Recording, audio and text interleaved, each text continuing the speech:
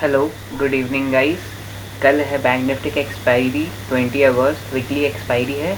और अभी जो आपको सामने स्क्रीन में दिख रहा है, ये मैंने कैसे एनालाइज़ किया है और ये मैंने क्यों ड्रॉ किया है, सब कुछ आपको एक सिंपल वे में एक्सप्लेन करूँगा। और कल अपना गेम प्लान कैसे आप वो कर सकते हो एक्सपायरी के दिन, आपको मैं एक सिंपल सा गेम प्लान यहाँ पे सजेस्ट करूँगा कि आप किस तरीके से का ट्रेड कर सकते हो। तो आपको यहाँ पे स्क्रीन में बहुत कुछ दिख रहा होगा जो अभी हम यहाँ पे ड्रॉ किए हुए। तो ये कैसे हम एनालाइज़ किए, हम आपको इसको एकदम सिंपली एक्सप्लेन कर रहे हैं। पहले तो ये चार्ट अभी 4 घंटे के टाइम फ्रेम में हम ये सब कुछ क्लियर करते हैं अभी पहले। हाँ, तो ये बैंक निफ्टी का 4 घंटा का टाइम फ्रेम है और हम लोग स्कैल्पिंग करते हैं, तो हम लोग ज़्यादा बड़ा टाइम फ्रेम में नहीं देखेंगे। फिर भी हम लोग एक बार मार्केट के ट्रेंड को एनालाइज़ करने के लिए बड़े टाइम फ्रेम में चेक कर लेंगे कि मार्केट में ट्रेंड क्या चल रहा है। तो अभी हम लोग देखेंगे कि मार्केट में एक लोअर लो का ट्रेंड बन रहा है। जैसे कि ये इसका हाई था, फिर ये एक लो बनाया, फिर वहाँ से और नीचे गिरा। तो ये लोअर लो में मार्केट नीचे आते जा रहा है, मतलब अभी सारे स्टॉप लॉसेस बड़े टाइम फ्रेम के हिसाब से ऊपर है। और अगर हम आज इंटरडे के हिसाब से देखें तो इंटरडे में सारे स्टॉप लॉसेस यहाँ पे नीचे है। आप देखोगे कि आज मार्केट सुबह से जब ओपन हुआ तो वहाँ से हायर हाई फॉर्म करके बस ऊपर गया है। इसका मतलब आज पूरे इंटरडे में हायर हाई फॉर्म हुआ, नीचे की तरह स्टॉप लॉसेस है। तो हम लोग ये क्या यहाँ पे क्या एनालाइज कर पा रहे हैं कि बड़े टाइम फ्रेम में ऊपर की तरफ बहुत सारे स्टॉप लॉस है और नीचे की तरफ थोड़े से स्टॉप लॉस है। तो अगर हम आपको सिंपली एक्सप्लेन करें तो मार्केट कल एक्सपायरी के दिन अगर इसको कहीं भी मूव करना होगा ना, तो सिंपली यहाँ पे अभी जितने नीचे स्टॉप लॉसेस है ना, पहले मार्केट इसको हटाएगा, फिर उसके बाद उसको ऊपर जाना होगा। तो ये बड़े स्टॉप लॉसेस वो आराम से बाद में निकाल लेगा। लेकिन ये बड़े स्टॉप लॉसेस निकालने से पहले उसको ये जो नीचे सारे छोटे स्टॉप लॉसेस है उसको निकालना ज़रूरी है। तो चलिए हम आपको बताते हैं कि आपको कल कैसे गेम प्लान करना है। सबसे पहले तो ये 4 घंटे का टाइम फ्रेम है। हम यहाँ पे ऊपर से पहले एक ट्रेंड लाइन ड्रॉ कर रहे हैं, जो कि साफ साफ सबको को दिख रहा है कि ऊपर से जब भी मार्केट इस ट्रेंड लाइन में टच कर रहा है तो फॉल कर जा रहा है। तो इसको हम लोग पहले परफेक्टली ड्रॉ कर लेंगे। और अगर हम लोग यहाँ पे नोटिस करेंगे डेली टाइम फ्रेम में, तो नीचे से भी एक ट्रेंड लाइन आ रहा है। हम लोग इसको ले लेते हैं यहाँ कहीं से। तो हम लोग ऐसा देख रहे हैं कि ऊपर दोनों तरफ से, और अभी मार्केट में अगर हम फिबोनाची लगा करके देखें लो टू हाई में, तो अगर हम इसको लो मान ले, यहाँ से जो एक रैली आई थी, अगर हम पूरे में एक फिबोनाची लगा करके देखें तो हम लोग को क्या दिखता है कि मार्केट में ये जो सबसे बड़ा सेलिंग आया था, इसके बाद जो अप मूव आया, फिर अप मूव के बाद अभी कहाँ पे है मार्केट, इसके 50% एरिया के पास। ये जो इसका 50% एरिया है, हम इसको पहले यहाँ पे मार्क कर देते हैं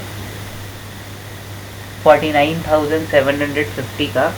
तो ये इसका 50% का एरिया था जहाँ पे ये प्रॉपरली आकर के रेजिस्टेंस लिया है और यहाँ पे डब्ल्यू भी बनाया है। तो पहले हम इसको हटा लेते हैं। तो अभी हम लोग को क्या पता चल रहा है कि मार्केट में जो अप ट्रेंड था, तो अप ट्रेंड में ये एक पुल बैक आया है जो कि 50% के पास से मार्केट अपना रीटेस्ट ले रहा है और ये वापस ऊपर जाने के लिए रेडी हो गया। और बड़े टाइम फ्रेम में देखेंगे तो अभी सारे स्टॉप लॉसेस ऊपर ही बचे हुए। तो मार्केट को अब एक बुल रन देना मतलब जायज़ है, और चार्ट पैटर्न के हिसाब से और प्राइस एक्शन के हिसाब से भी यही दिख रहा है कि मार्केट को बड़े टाइम फ्रेम में ऊपर जाना है। कुछ इस तरह का पैटर्न बना करके जाएगा मार्केट यहाँ से ऊपर, ये ट्रेंड लाइन को टच करके, फिर उसके बाद इस तरीके से मार्केट को ऊपर रिकवरी दिखानी चाहिए। और हम लोग कल इंटरडे में किस तरीके से गेम प्लान करेंगे तो उसको भी हम लोग छोटे टाइम फ्रेम में देख सकते हैं। तो ये जो डब्लू है, पहले तो हम इस डब्लू का हाई टू लो मार्क कर लेते हैं। यहाँ पे जो ये बड़े टाइम फ्रेम में डब्लू बना है, तो इसको हम एक बॉक्स के अंदर ले लेते हैं और हम लोग शिफ्ट कर जाते हैं 15 मिनट के टाइम फ्रेम में। तो हम लोग क्या देखेंगे कि जो इतना बड़ा डब्लू बन रहा है, उस डब्लू को मैंने बॉक्स के अंदर कर लिया था। वो तो बिगर टाइम फ्रेम में दिख रहा था, ऑब्वियसली वो 15 मिनट के टाइम फ्रेम में समझना ईजी नहीं होगा। तो फिर हम लोग क्या देखेंगे, ये जो डब्लू का हाई था, आज उसका ब्रेकआउट भी हुआ और मार्केट ब्रेकआउट करके वापस नीचे आया है। अब नीचे आया है, अब यहाँ पे मार्केट का जो लास्ट स्विंग बना था ये वाला, तो मार्केट अभी उसी जगह पे है। तो मार्केट या तो इस स्विंग को वापस से अपना हायर हाई पैटर्न में जाने के लिए यहाँ से वापस मार्केट एक पुल बैक की तरह यहाँ से सपोर्ट ले लेगा, फिर या तो ऊपर निकल सकता है, या तो ये होगा कि अपना जो lower high higher high pattern बना रहा था उसको ब्रेक करके अब फिर वापस यहाँ से नीचे आ जाए। दो ही कंडीशन है। तो हम लोग चलिए एनालाइज करते हैं कि कल हम लोग किस तरह से गेम प्लान करेंगे। अभी यहाँ पे मार्केट क्लोज किया है अपने लास्ट स्विंग के पास, तो हम लोग मान लेते हैं कि कल मार्केट यहीं कहीं पे इस बॉक्स के अंदर कहीं पे मार्केट ओपन हो गया। तो हम लोग यहाँ पे पहले मार्केट को टाइम देंगे यहाँ पे अपना प्राइस एक्शन क्रिएट करने के लिए। हम लोग मान लेते हैं कि यहाँ पे मार्केट ओपन होने के बाद इस अपने लो स्विंग के पास आया, यहाँ से नीचे गिरा और यहाँ पे आके रुक गया। फिर उसके बाद अब वहाँ से ये और नीचे नहीं जा रहा है, एक बुलिश प्राइस एक्शन क्रिएट कर रहा है। तो हम लोग यहाँ से कल इंटरडे में बाइंग का प्लान कर सकते हैं। ज़्यादा बड़े मूव के लिए नहीं, इसका लास्ट हाई तक के लिए आपका पहला जो मूव होगा, जो आपका पहला वो टारगेट होगा, इसका फर्स्ट हाई का होगा। फिर यहाँ पे मार्केट आकर के जब पुल बैक लेगा, आप यहाँ पे अपनी 90% क्वांटिटी बुक कर सकते हो। फिर यहाँ से पुल बैक लेकर के अगर मार्केट वापस ऊपर की तरफ शूट कर सकता है तो आपके पास जो आपका बचा हुआ 10% क्वांटिटी है उसमें आपको प्रॉफिट हो सकता है। बाकी कल एक्सपायरी का दिन है तो सेफ प्ले करो, छोटे छोटे टारगेट्स लो, बड़े मतलब देखो कल एक्सपायरी का दिन है तो मार्केट में प्रीमियम में स्पाइक, अगर मार्केट उस तरफ मूव करेगा तो अच्छा खासा प्रीमियम स्पाइक देगा। तो प्रीमियम स्पाइक देगा, अपना क्वांटिटी बुक करो, प्रॉफिट बुक करो और निकल जाओ। और अगर मार्केट समझो कि यहाँ पे ओपन होकर के सेकंड सिनेरियो क्या होगा कि अगर मार्केट यहाँ पे ओपन हुआ और फिर यहाँ पे वो वीकनेस शो करने लगा, तो ऑब्वियस सा बात है अगर वीकनेस शो कर रहा है तो फिर तो टाइम नहीं देगा और सड़सड़ा के नीचे गिरेगा। तो आप फर्स्ट यहाँ तक के उसके लास्ट स्विंग के नीचे वाले स्विंग तक के आप अपना टारगेट के लिए जा सकते हो। अगर मार्केट अपना लास्ट स्विंग को ब्रेक करेगा तो यहाँ तक आ सकता है मार्केट। पर ये तो बात हुआ अगर मार्केट साइडवेज कहीं पे ओपन हो जाए। अगर क्या होगी मार्केट अगर कहीं पे समझो कि, एक मिनट ये ड्राइंग हटा लेता हूँ, मार्केट गैप अप ओपन हो जाता है या फिर मार्केट गैप डाउन ओपन हो जाता है, तब क्या होगा। तो देखो अगर मार्केट गैप डाउन ओपन हो जाता है तो ऑब्वियसली जो ये हायर हाई बन रहा था तो इसका फर्स्ट अगर गैप डाउन ओपन होता है तो जो लास्ट इसका जो हाई था उसका जो जितने भी बायर लोग थे, यहाँ पे जो बायर बैठे हुए हैं, इतना बड़ा सा जो ग्रीन कैंडल बना था तो ऑब्वियसली यहाँ पे बहुत सारे बायर लोग एंटर किए होंगे। तो मार्केट गैप डाउन खुलेगा तो ये जितने बायर थे ये लोग का स्टॉप लॉस हिट होगा, और स्टॉप लॉस हिट होते के साथ या तो मार्केट इस वाले सपोर्ट के पास रुक जाएगा, या तो इस सपोर्ट को भी ब्रेक करते हुए इस वाले सपोर्ट तक जो इसका सबसे नीचे वाला हायर हाई का लो है वह यहाँ तक आ जाए नीचे। ये तो बात हुआ अगर मार्केट गैप डाउन खुल जाता है। अगर गैप अप खुल गया तो गैप अप खुल जाएगा तो आप देख सकते हो कि इंटरडे के हिसाब से सब कोई नीचे से बाई करते हुए जा रहे हैं। तो गैप अप खुलेगा तो इंटरडे प्लेयर्स का तो स्टॉप लॉस हिट नहीं होगा, लेकिन अगर हम लोग बड़े टाइम फ्रेम में देखें तो 4 घंटे के हिसाब से तो ऊपर से जो सेल करते आ रहे हैं, अगर मार्केट यहाँ कहीं पे गैप अप खुल जाता है इस जगह पे तो, और फिर अगर यहाँ से वो थोड़ा बुलिश मूव देता है तो यहाँ से जितने लोग सेल करके ये जो इतना बड़ा सा रेड कैंडल बना है तो इस रेड कैंडल में बहुत सारे सेलर्स होंगे।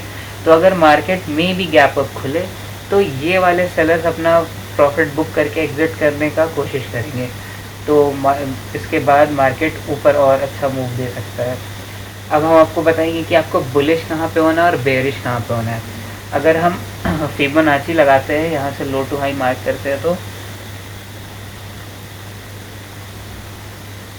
हम लोग को साफ पता चलता है कि मार्केट 0.5 के एरिया में आके रेजिस्टेंस लेकर के वापस ऊपर जा रहा है। तो हम लोग को अभी यहाँ पे बुलिश ट्रेड ही ज़्यादा प्लान करने, क्योंकि उस तरफ ज़्यादा अच्छा हम लोग को ट्रेड मिल सकता है। लेकिन हम लोग को बुलिश कब होना है, अगर हम लोग ऊपर से लेकर के नीचे तक फिबोनाची लगाएंगे जो उसका लास्ट हाई है और जहाँ से हाई से नीचे मार्केट गिरा है, अगर हम लोग यहाँ पर फिबोनाची लगाते हैं तो हम लोग को पता चलेगा अभी मार्केट यहाँ 0.3 के लेवल में आकर के रेजिस्टेंस ले रहा है। तो कल मार्केट अगर 0.5 के लेवल में मे बी ये मतलब 51,500 का जो लेवल है, मे बी कल ऐसा मार्केट हो कि इस लेवल को ये टच करना है, और अगर इस लेवल को टच करके रेजिस्टेंस ले लेगा तो मतलब इसके अगर यहाँ पे ये अपने 50% एरिया के पास कल समझिए मार्केट आता है, तब हम लोगों को किस तरीके से अपना ट्रेड प्लान करना है। यहाँ पे मार्केट अभी खड़ा हुआ है, ये अपने 50% एरिया के पास आ चुका है। अब कल एक्सपायरी का दिन है तो मे भी ये हो सकता है कि इस एरिया पे आकर के वापस से सेलर्स एक्टिवेट हो जाए और मार्केट को यहाँ से वो नीचे गिरा दे, या तो ऐसा हो सकता है कि यहाँ के जितने भी सेलर्स है वो अपना प्रॉफिट्स बुक करके एग्जिट करने लगे अपने 50% के एरिया के पास, और फिर यहाँ से एक अच्छा खासा मोमेंटम में अपसाइड का मूव आ जाए। ज़्यादा बड़ा तो एक्सपेक्टेशन नहीं रखेंगे, थोड़ा मोड़ा मतलब अप मूव 300-400 पॉइंट का अप मूव बैंक निफ्टी के लिए ज़्यादा कुछ नहीं होता है, तो 200-300 पॉइंट का अप मूव भी आ सकता है अगर अपनी 50% के एरिया से बैंक निफ्टी वापस ऊपर जाएगा। तो हम लोग ओवरऑल समरी ले लेते हैं कि हम लोग क्या अभी अपना गेम प्लान एनालाइज किए है कि मार्केट अगर गैप अप खुलता है तो वो बड़े टाइम फ्रेम के हिसाब से स्टॉप लॉसेस हिट करके ऊपर जा सकता है, और अगर गैप डाउन खुलता है तो इंटर डे के हिसाब से जो बाइंग हुई तो वो स्टॉप लॉसेस को हिट करके ये लो तक मार्केट आ सकता है, ये लो या फिर अपने जो लास्ट डे का लो था वहाँ तक मार्केट आ सकता है।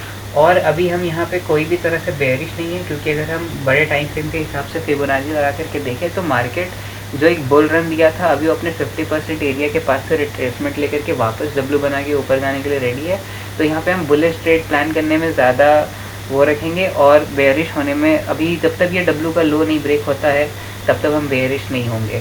मतलब फिर अगर उसका डब्ल्यू का लो ब्रेक होता है तो मतलब वो अपना 50% का भी एरिया को ब्रेक करेगा तो फिर अच्छा खासा सेलिंग आएगा। तो ये डब्ल्यू पे सब कुछ डिपेंड करता है। और एक मेरा लास्ट एनालिसिस ये होगा कि अगर डब्ल्यू बना है यहाँ पे, अगर हम इसको बॉक्स में फिर से लेते हैं तो अगर आप नोटिस करोगे 4 घंटे के टाइम फ्रेम में, तो ये जो डब्ल्यू बना था उसका हाई का ब्रेकआउट भी हो गया और अब यहाँ पे मार्केट पुल बैक देने आया है। तो अगर ये जो रेड कैंडल बना है ना वापस से ये इसका हाई ब्रेक होता है ना तो ये पुल बैक कन्फर्म हो जाएगा, फिर तो मार्केट 100% श्योर हो जाएगा बुल रन के लिए ऊपर जाने के लिए, क्योंकि वो 4 घंटा टाइम फ्रेम में एक अच्छा खासा इस डब्ल्यू का ब्रेकआउट भी दिया और फिर पुल बैक कन्फर्मेशन के साथ जा रहा है। लेकिन अगर कल मार्केट वापस इसको ये जो ब्रेकआउट दिखाया है ये फेक ब्रेकआउट हो और मार्केट वापस यहाँ से नीचे आ जाए, तो मेरे हिसाब से चांसेस बनते हैं कि मार्केट जितने लोगों को यहाँ पर ट्रैक किया है ना, ये लोग ऐसे बहुत गंदे तरीके से लेकर के मार्केट ये डब्ल्यू का भी लो ब्रेक करके नीचे चला जाएगा अगर ये फेक ब्रेकआउट हुआ तो बस आज के लिए इतना ही गेम प्लान था।